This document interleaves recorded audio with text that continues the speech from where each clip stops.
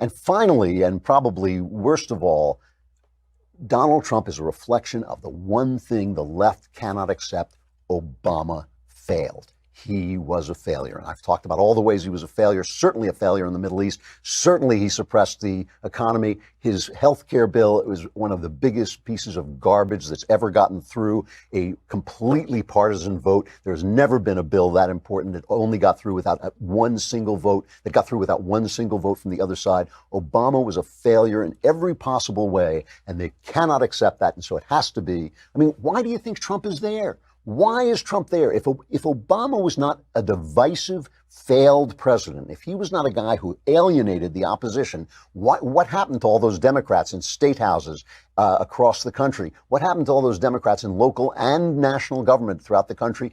Everybody was afraid to say the emperor was wearing no clothes, but they voted out every single Democrat all around him because he was an utter failure. And Trump, every time they look at Trump, that's what they see. And why do you think Obama can't keep his mouth shut? Why do you think he can't stay home like every other president before him and just stay out of it? He is out there. You know, he said something. We have a clip of him.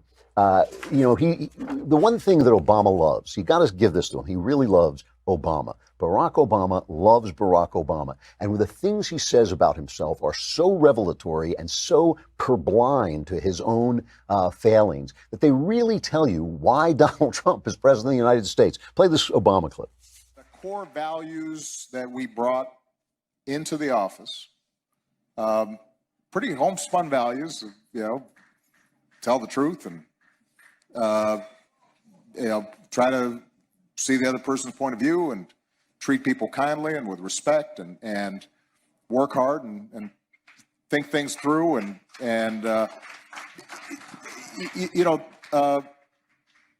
we were able to sustain that in a difficult environment for that to sustain. And not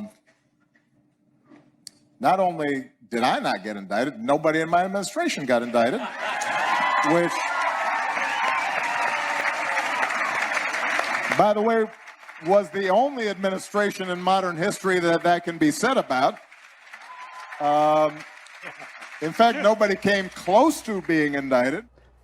That is weirdly one of the most damning things he could say. He had Eric Holder, an attorney general who called himself his wingman. He said, I've got to be there to protect my boy. He went before Congress and stonewalled him. And then Obama backed up his stonewall by claiming executive privilege so that Holder was held in contempt of Congress. The only attorney general ever held in contempt of Congress. That's why nobody was indicted. The fact that nobody was indicted in his administration is testimony to the corruption in his administration, not to the cleanliness of his administration. It's the fact that he ran the government like a Democrat urban machine. But he loves himself. And when you sit there and say, oh, we try to get along with people, be respectful to people. Was he respectful to people when he bathed the White House in rainbow colors after Obergefell, after the Supreme Court decided in favor of gay marriage? Hey, listen, you know that I'm like a gay-friendly guy. I don't really care about gay marriage. But a lot of people had deep, deep religious convictions. And when just a majority of judges, right, not a majority of the people who actually represent us,